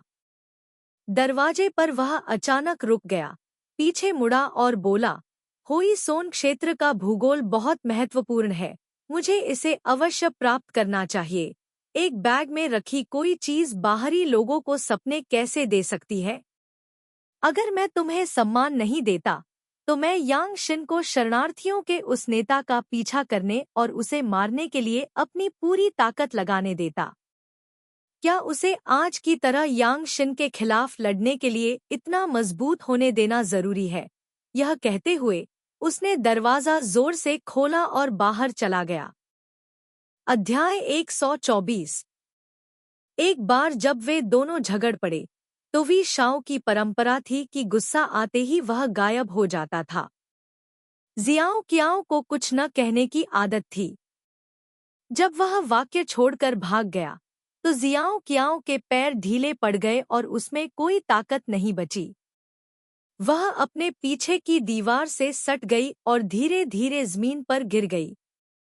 उसके हाथ की हथेली जो उसे लगी थी, अभी भी थोड़ी सुन्न थी, मानो उसमें अनगिनत सुइयां घनीभूत रूप से चुभ गई हों, एक धीमी, दर्दनाक अनुभूति लेकर। बिल्कुल वैसा ही जैसा उसका दिल महसूस कर रहा था। उसे अपनी छाती में जकड़न महसूस हुई, मानो वह सांस नहीं ले पा रही हो। ठीक पहले वह अपनी भावनाओं को नियंत्रित करने में लगभग असमर्थ थी और उसने उसे थप्पड़ मार दिया था। लेकिन वी शाओ ने भी उसे बेरहमी से थप्पड़ मारा था, जिससे वह पूरी तरह से जाग गई थी। बात यहाँ तक आ गई थी। ऐसा नहीं था कि वह आशावादी या भ्रमित नहीं थी। भले ही वी शाओ दोनों परिवारों के बीच की नफरत को दूर न कर सके, लेकिन उसने सोचा कि उसके अस्तित्व के साथ वह इतना क्रूर नहीं होगा, विषाक्त, या कम से कम अब जैसा नहीं। उनका रिश्ता अब बहुत अंतरंग है। यह कहना अतिशयोक्ति नहीं होगी कि वह पागलों की तरह प्यार में था, लेकिन किसने सोचा होगा कि वह उससे मुंह मोड़ लेगा और अपने जीजा के साथ ऐसा व्यवहार करेगा, भले ही वह उसके लिए कोई खतरा न हो। फिर उसने उसे अपने प्यार का इजहार किया। वह क्या नहीं कर सकता था? जियाओ कियाओ के दिमाग में अचानक वह दृश्य याद आ गया जिसमें सु नगा हुआंग को उसकी नाक काटकर सजा दी गई थी। भले ही उसने इसे अपनी आंखों से नहीं देखा था, फिर भी वह इसकी कल्पना कर सकती थी। जियाओ कियाओ कांप उठी और उसने उन भयानक विचारों से छुटकारा पाने के लिए जल्दी से अपना सिर हिलाया। अब इसके बारे में सोचने की कोई जरूरत नहीं है, और वह इसके बारे में अब और नहीं सोचना चाहती थी। उसने मन ही मन खुद से कहा। अब उसे इस बारे में सोचना था कि लिंगबी को पहले के खतरे से कैसे बचाया जाए। उसके बाद चाहे वह कुछ भी करे, वह वी शाओ के बारे में कोई भ्रम नहीं पालेगी। जियाओ कियाओ आखिरकार शांत हो गई। उसने दीवार को पकड़ लिया, धीरे धीरे खड़ी हुई। उसकी नजर अध्ययन कक्ष पर पड़ी और आखिरकार बड़ी लंबी मेज पर रुक गई। पत्र में डाकियाओं ने कहा कि शायद यान हो ने बीजे को गलत समझा। यही वजह थी कि यांग शिन ने इस तरह हमला किया। बीजे ने पहले ही यान हो को एक पत्र भेजा था, जिसमें युद्ध को हल करने के लिए स्पष्टीकरण मांगा गया था। डाकियाओं ने कहा कि वह मूल रूप से अपनी छोटी बहन को इस बारे में बताने का इरादा नहीं रखती थी। लेकिन अगर आप मेरा यह पत्र पढ़ेंगे तो शायद मार्क्विस येन बीट्रे के सुलह के इरादे को स्वीकार नहीं करेंगे। मुझे उम्मीद है कि मेरी बहन थोड़ी मदद कर सकती है। यह आखिरी उम्मीद भी है। दो वेई कियाओ परिवार अभी अभी दोस्त बने हैं, इससे पहले कि वह दाई कियाओ को बताए कि वह और वेई शाओ एक दूसरे से कितना प्यार करते हैं। शायद वेई शाओ धीरे धीरे दोनों पक्षों के बीच की नफरत को भूल गए हैं।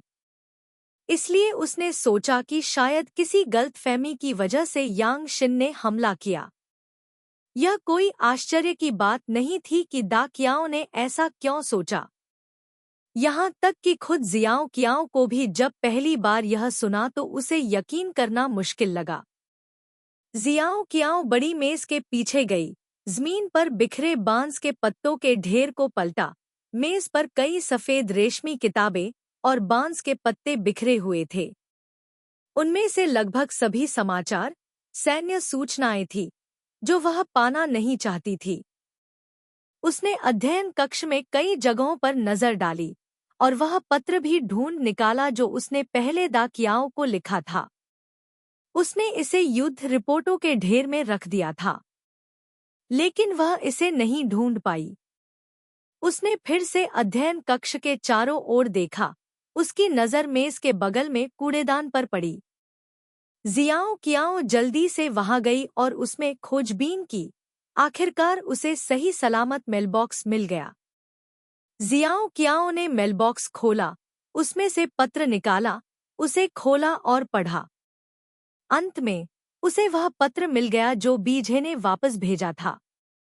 गोंगसुन यांग सरकारी कार्यालय में एक आधिकारिक दस्तावेज का मसौदा तैयार कर रहा था।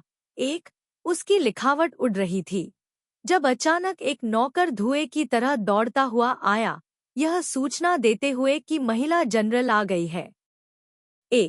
सार्वजनिक कमरा, साझा कमरा, सामूहिक कमरा। कांग टॉन डुओंग दंग रह गया। उसने जल्दी से अपनी कलम नीचे रख दी, खड़ा हुआ और उनका अभिवादन करने के लिए बाहर चला गया। जैसे ही उसने अपना सिर उठाया, उसने बैंगनी नीली शर्ट में एक आकृति को चमकते हुए देखा। महिला सेना प्रवेश कर चुकी थी। गोंगसुन यांग ने अपने आश्चर्य को छुपाते हुए कहा, मुझे पता नहीं था कि महिला यहाँ थी, इसलिए मैं उसका स्वागत नहीं कर रही थी। गोंगसुन यांग ने उसे बैठने के लिए आमंत्रित किया, और अगर महिला को कोई निर्देश देता है तो किसी को मुझे फोन करने के लिए भेजा जाता है। मैं किस तरह से महिला को परेशान करता हूँ। वह जियाओ को नीचे ले जाता है।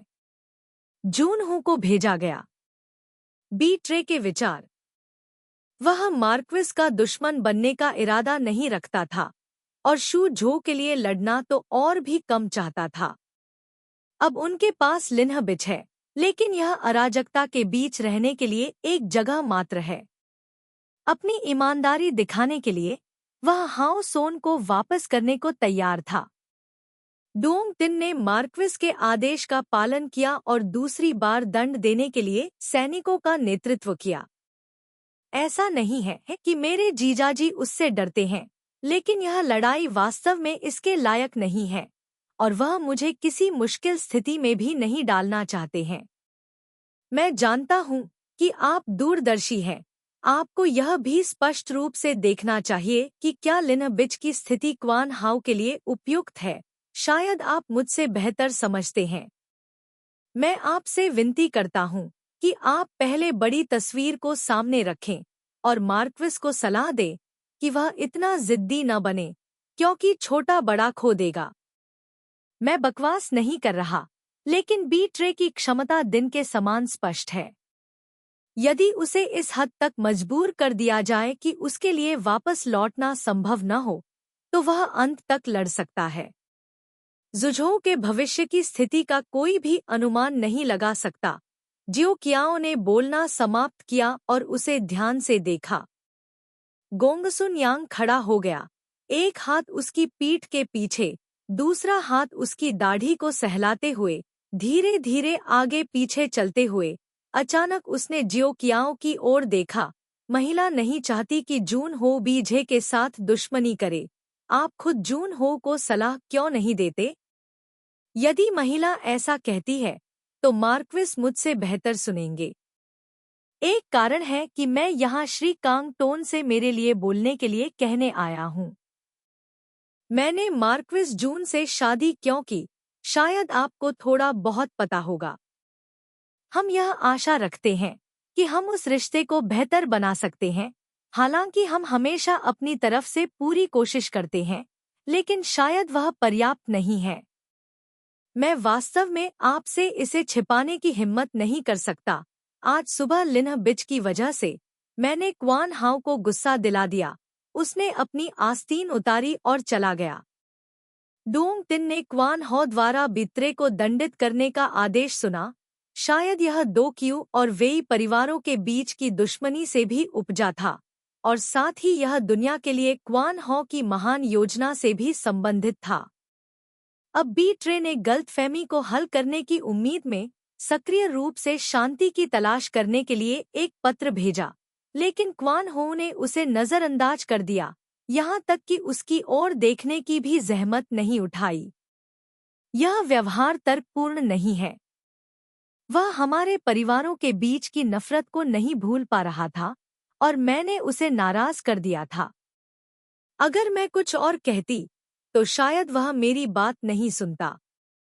इसीलिए मैं आपकी मदद मांगने के लिए यहाँ आया हूँ। उम्मीद करता हूँ कि आप पक्ष विपक्ष प्रस्तुत कर सकेंगे तथा मार्क्विस के साथ पक्ष विपक्ष का विश्लेषण कर सकेंगे। भले ही युद्ध स्थगित न किया जा सके, फिर भी मैं अत्यंत आभारी हूँ। जियो कियाओ खड़ा हुआ और गोंगसुन यांग के सामने चला गया। वह रुकी और उसने गहरा प्रणाम किया। गोंगसुन यांग ने जल्दी से अपने हाथ बढ़ाकर उसे सहारा दिया और धनुष वापस किया। महाराज का धनुष बहुत भारी है। उसने एक पल के लिए सोचा, महाराज, मैं आपसे इसे छिपाने की हिम्मत नहीं कर सकता। अनजाने में मेरे मन में भी यही विचार आया।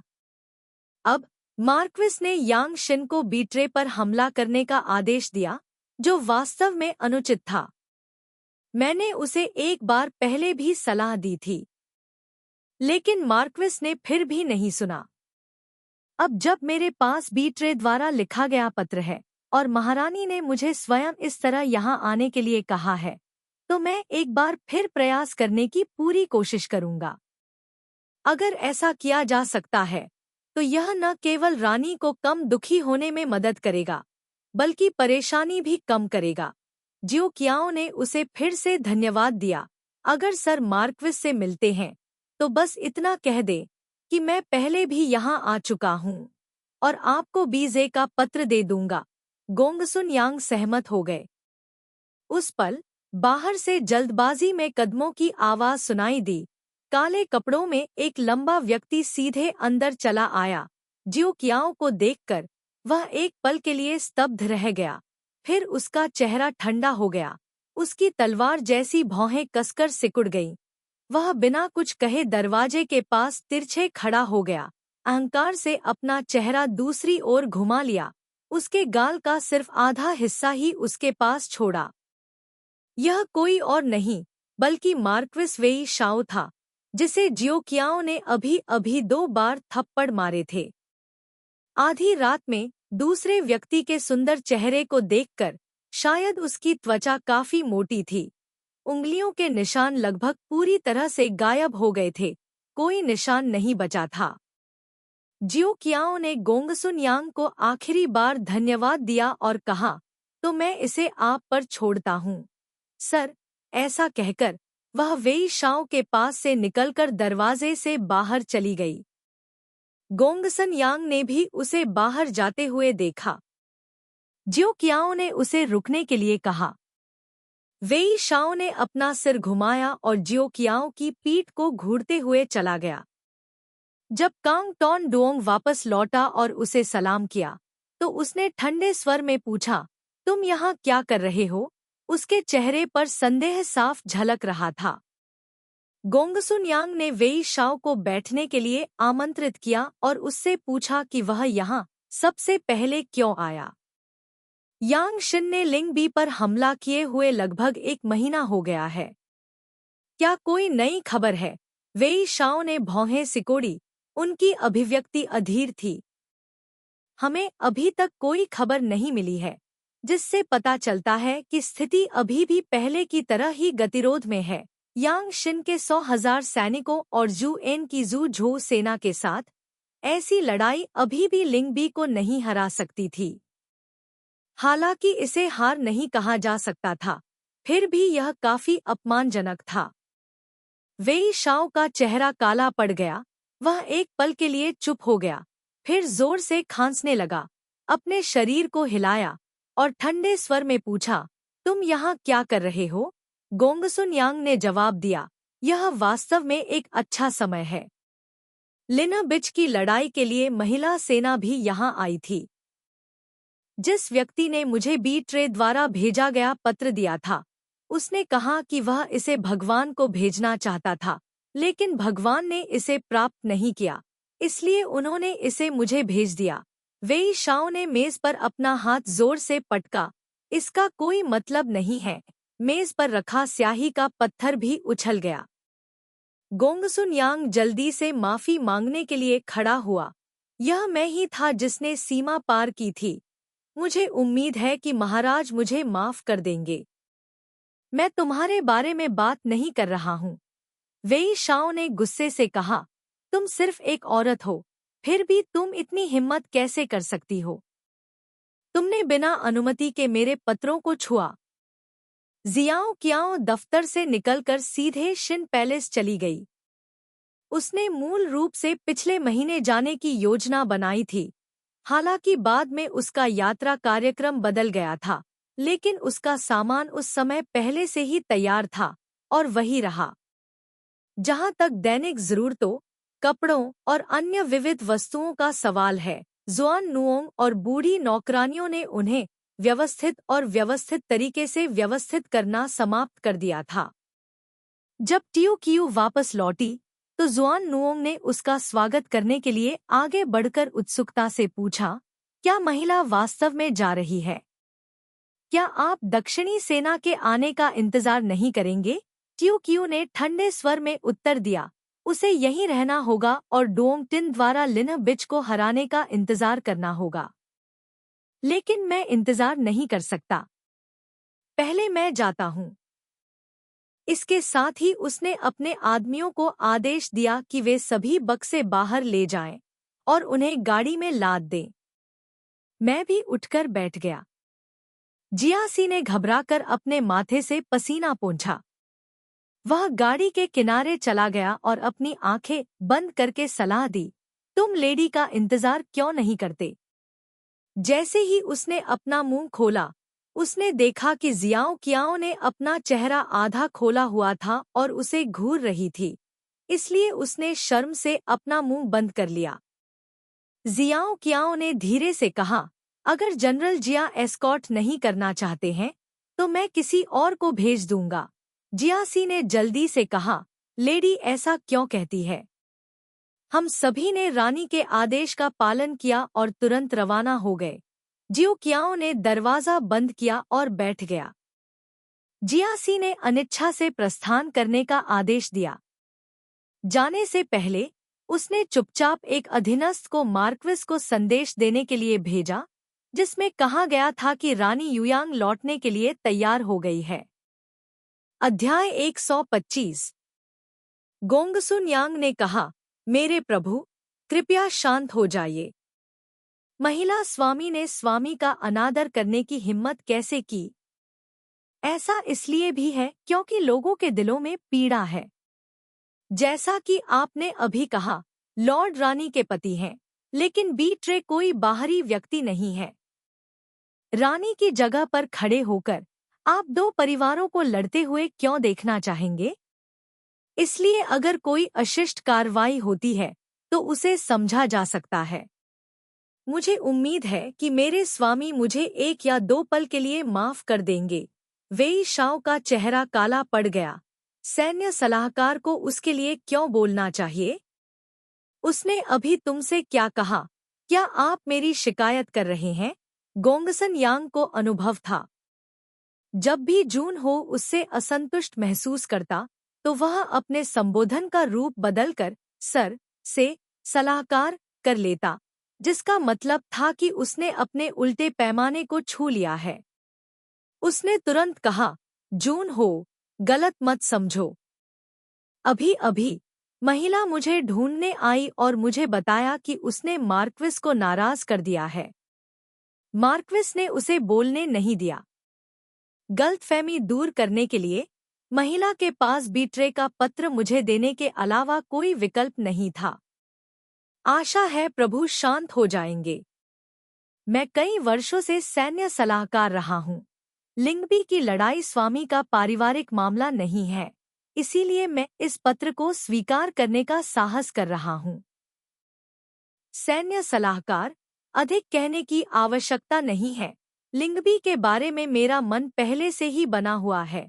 मैं एक महिला के कारण इसे कैसे बदल सकता हूँ? गोंगसुन यांग ने उसकी ओर देखा। उसकी आंखें दरवाजे पर टिकी थीं। उसकी अभिव्यक्ति अजीब थी। इसके अलावा, हालांकि उसका स्वर अभी जम गया था, यह उतना गुस्सा नहीं लग रहा था।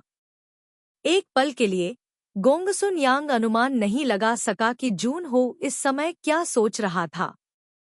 फिर उन्होंने वह पत्र प्रस्तुत किया जो रानी वेई शाओ के सामने लाई थी। यह बीजे का पत्र है। मुझे उम्मीद है कि मेरे स्वामी इसे देखेंगे।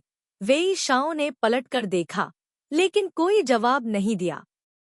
गोंगसुन यांग ने पत्र खोला और उसे एक ही बार में पूरा पढ़ लिया। इसे पढ़ने के बाद उन्होंने कहा, लिन बिच की लड़ाई लड़ने लायक है या नहीं, मैंने पहले इसका विश्लेषण किया है। अब तक मेरे स्वामी हमेशा बुद्धिमान और स्पष्टवादी रहे हैं।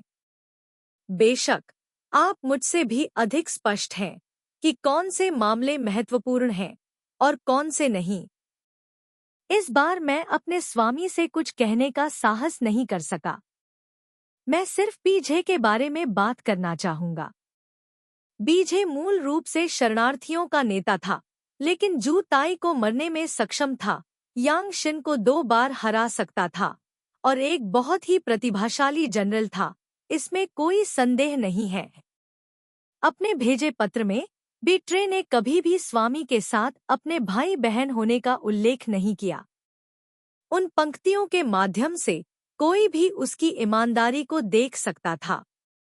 उसने खुद से कहा कि ऐसा लगता है कि स्वामी ने कुछ गलत समझा है। उसने स्वामी से सहनशील होने के लिए कहा। उसने स्वामी के साथ शांति बनाने की पहल की। यदि ऐसा था तो स्वामी ने इसे स्वीकार क्यों नहीं किया? मन अर्थ पैदा कर सकता है और डिग्री लिख सकता है, और सभी दिशाओं में चमकने वाला प्रकाश आत्मज्ञान लिख सकता है। 1. प्राचीन समय में काओ दाओ अक्सर वू से बात करने के लिए 9 गुणों का इस्तेमाल करते थे। 2. लिखते हैं, सहिष्णु फिर भी भयभीत, सख्त फिर भी कोमल, मजबूत फिर भी धर्मी, तो अध्याय निश्चित रूप से सामान्य होंगे। क्या यह सौभाग्य की बात नहीं है? 3. 1. झाओ गोंग के 28वें वर्ष जुओ चुआन से उद्धृत त्याग जो समझता है उसके अनुसार हृदय शिष्टाचार और सहिष्णुता पैदा कर सकता है। चारों दिशाओं ने स्पष्ट रूप से यह साबित कर दिया है। 2. यू राजा यू, चीन में जिया राजवंश के पहले राजा। 3. ऐतिहासिक अभिलेखों से उद्धरण, जिया बेंजी वेई शाओ चुप थे। गोंगसुन यांग ने अचानक कुछ बार खांसा। वेई शाओ का चेहरा थोड़ा हिल गया। वह उठने ही वाला था कि गोंगसुन यांग ने अपनी आस्तीन लहराई और खांसना बंद कर दिया। अब तक मुझे अभी भी स्पष्ट रूप से याद है, जब स्वामी 17 साल के थे और व्यक्तिगत रूप से सेना का नेतृत्व कर रहे थे, बूढ़ी महिला ने एक बार मुझे यह बताने के लिए बुलाया था। उस समय वह बहुत भावुक और खुश थी। एक बार बूढ़ी महिला ने डोंग से पूछा कि वह उसे कैसे देखती है। डोंग ने कहा, बूढ़ी औरत तेज बिजली की तरह है, निर्णायक रूप से कार्य करती है, पुरुषों से कम नहीं है।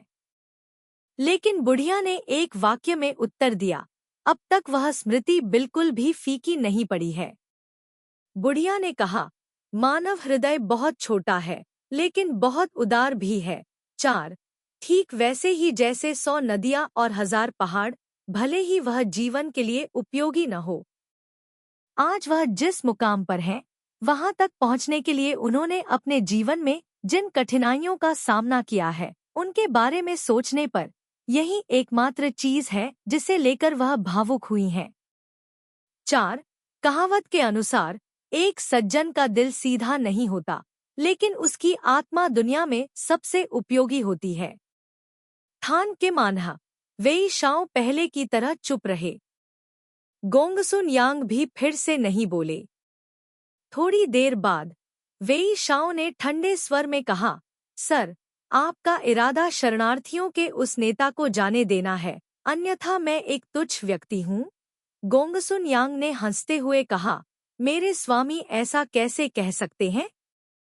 यदि स्वामी सिर्फ एक तुच्छ व्यक्ति हैं, तो उनके अधीन इतने प्रतिभाशाली सेनापति कैसे हो सकते हैं, जो पूरे दिल से आपके आदेशों का पालन करते हैं? वेई शाओ की नज़र सामने के दरवाजे पर पड़ी। वह एक पल के लिए अनुपस्थित हो गया और आखिरकार कहा, यांग शिन को एक पत्र लिखो, सैनिकों को वापस बुलाओ। गोंगसन यांग प्रसन्न हुआ और जल्दी से उत्तर दिया, हाँ सर। वेई शाओ खड़ा हुआ और बाहर चला गया। गोंगसन यांग भी उसे विदा करने के लिए उसके पीछे पीछे गया। वेई शाओ दरवाजे की ओर चला गया और अचानक याद आया। उसने पूछा, गो क्वान का दूत जिंडू कब पहुंचेगा? गो क्वान युआन जिया के किंगजो से सटा हुआ उत्तरी मार्क्विस था। वेई शाओ द्वारा पश्चिम को शांत करने के बाद उनकी प्रतिष्ठा अधिक से अधिक बढ़ने लगी और गो क्वान भी बहुत प्रशंसा करता था। अगर यांग शिन ने पहले ही समर्पण कर दिया होता, तो उसे लगता कि वह दुनिया के लिए लड़ने में असमर्थ है। युआन जिया द्वारा नियंत्रित होने के बजाय वह वी शाओ पर भरोसा कर सकता था।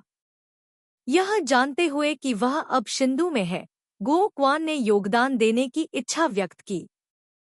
गोंगसुन यांग ने कहा, यात्रा के समय को देखते हुए यह लगभग वहां पहुंच गया है।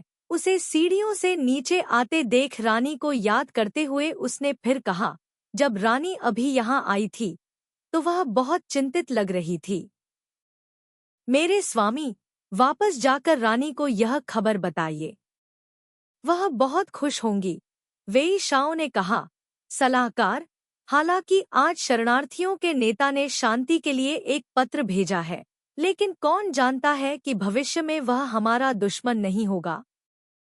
मैंने आपकी सलाह के कारण उसे छोड़ दिया, इसका मेरे या आपके इरादों से कोई लेना देना नहीं है। इससे क्या फर्क पड़ता है कि आप खुश हैं या नहीं? कांग टॉन डोंग दंग रह गया। उसने गंभीर चेहरे के साथ तुरंत कहा, मेरे स्वामी बहुत समझदार हैं। मेरे स्वामी ने मेरी सलाह सुनी क्योंकि वह हुआई वियन के लोगों के बारे में चिंतित थे। लिना बिच युद्ध सिर्फ एक गलतफहमी थी। अब गलतफहमी दूर हो गई है। भगवान ने भी बीतरे की शांति की इच्छा को स्वीकार कर लिया है। यह स्वाभाविक है। इसका महिला के इरादों से क्या संबंध है? वेई शाओ ने उसे रुकने के लिए कहा और वह जल्दी से कार्यालय से बाहर चला गया। उसकी आत्मा थोड़ी घबरा गई जब अचानक एक गार्ड ने उसका स्वागत करने के लिए घुटने टेक दिए और बताया, जून हो को रिपोर्ट करते हुए, अभी अभी जनरल जिया ने किसी को संदेश देने के लिए भेजा है। महिला पहले ही जा चुकी है। जनरल उन्हें एस्कॉर्ट कर रहा था, इसलिए उसने किसी को वापस रिपोर्ट करने के लिए भेजा। वेई शाओ दंग रह गया। तुम कहाँ जा रहे हो? गार्ड ने अपना मुंह खोला और भ्रम में अपना सिर हिलाया। वेई शाओ एक पल के लिए दंग रह गया। उसकी अभिव्यक्ति बदल गई।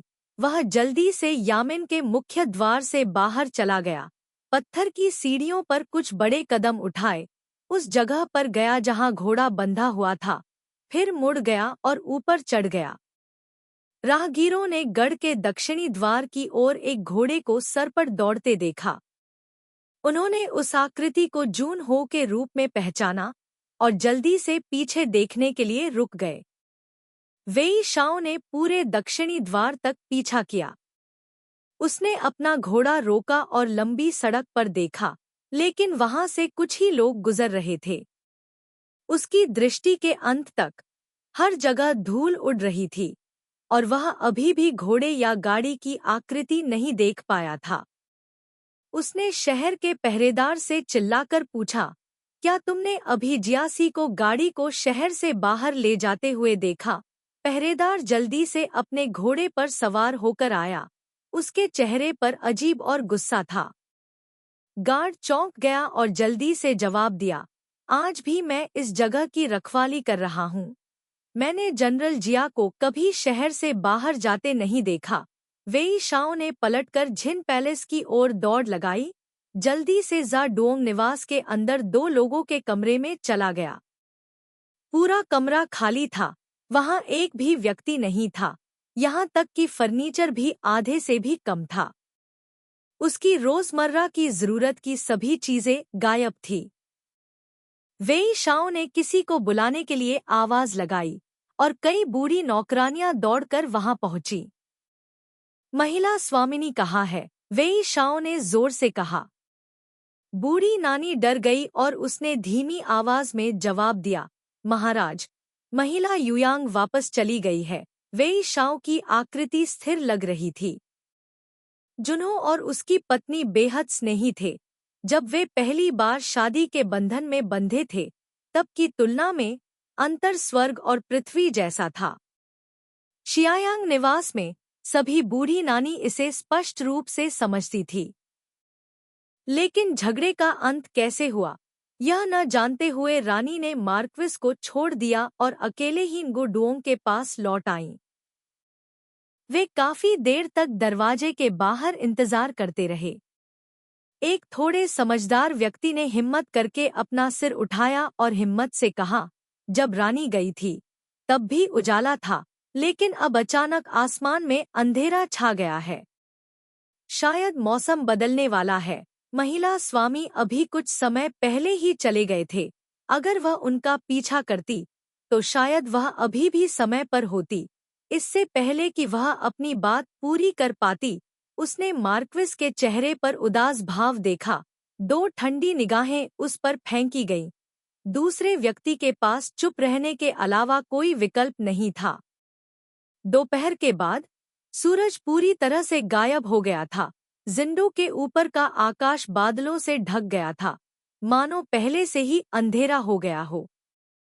अभी मुर्गे का समय भी नहीं हुआ था, लेकिन कमरे में रोशनी पहले ही चालू हो चुकी थी। वेई शाओ अध्ययन कक्ष में अकेला था। बाहर का दरवाजा बंद है।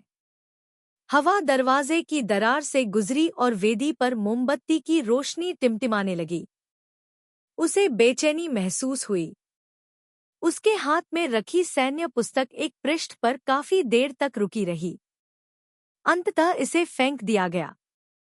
वेई शाओ उत्तरी गेट की ओर चला गया और उसे धक्का देकर खोल दिया। हवा उसके चेहरे पर जोर से लगी। उसकी कमीज के कोने को पकड़कर फड़फड़ाने लगी, जिससे उसके पीछे की मोमबत्ती की रोशनी उसी समय बुझ गई। वेई शाओ ने दूर उत्तर में क्षितिज की ओर देखा, जहां काले बादल आसमान को ढक रहे थे। बिजली चमक रही थी, मानो वह बादलों को चीर कर अलग कर देना चाहती हो, और गड़गड़ाहट की गड़गड़ाहट गूंज रही थी।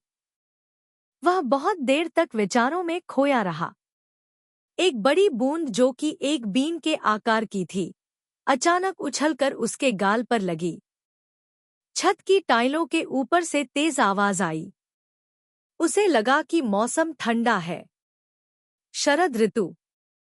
रात गहरी थी, बारिश तेज और तेज होती जा रही थी। खिड़की के बाहर फिर से बिजली चमकी। बूम! एक बिजली की गड़गड़ाहट ने आकाश और पृथ्वी को हिला दिया, जैसे कि वह किसी की आत्मा को तोड़ना चाहती हो। वेई शाओ ने अपनी आंखें खोलीं, पीछे मुड़ा और अपने तकिए के पास खाली जगह को देखा। वह इतनी डरपोक थी कि उसने गड़गड़ाहट सुनने की हिम्मत नहीं की। अगर वह अभी भी उसके बगल में लेटी होती, तो वह निश्चित रूप से उसकी बाहों में रेंगती, उससे सुरक्षित रहना चाहती।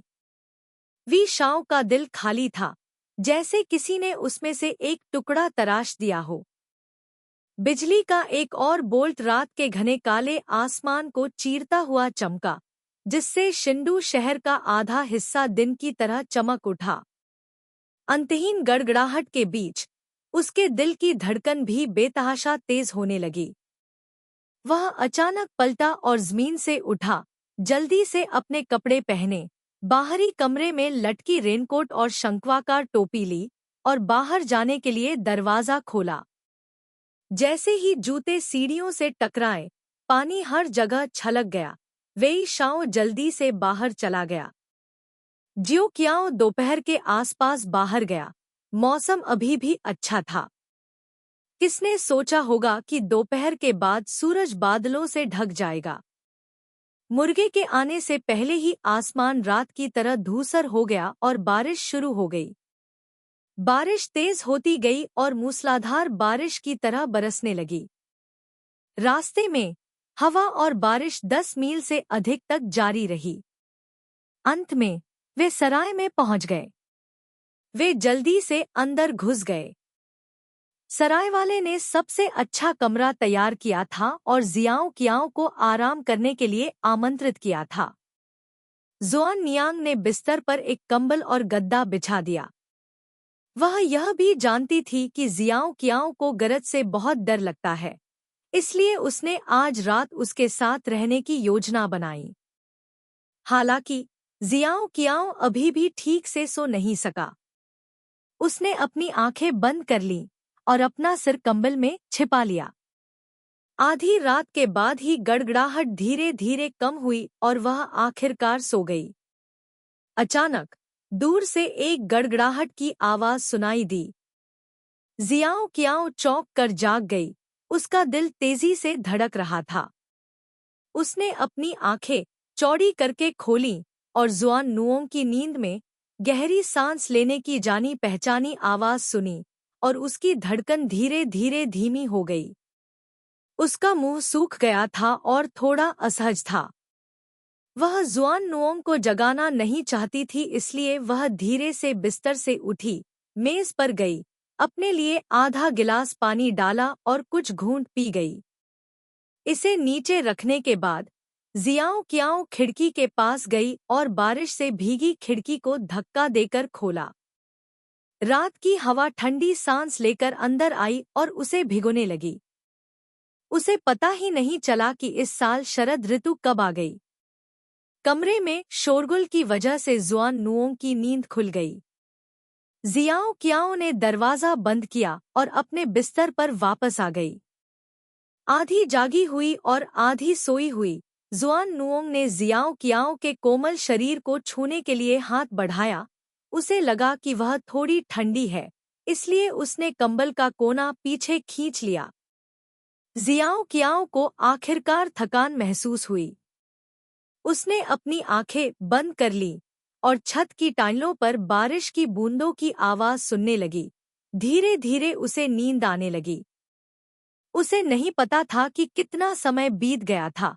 लेकिन अचानक उसे लगा कि कोई उसे धीरे से धक्का दे रहा है। उसने नींद में आंखें खोलीं। कमरे में एक लैंप जल रहा था। उसे नहीं पता था कि जुआन नुओंग कब जाग गई थी। वह थोड़ा नीचे झुकी और उसे धीमी आवाज में पुकारा, नू जुन, नाम जुन यहाँ है। ट्यू क्यू ने उसे यह कहते हुए सुना। स्वर सावधान और मापा हुआ है।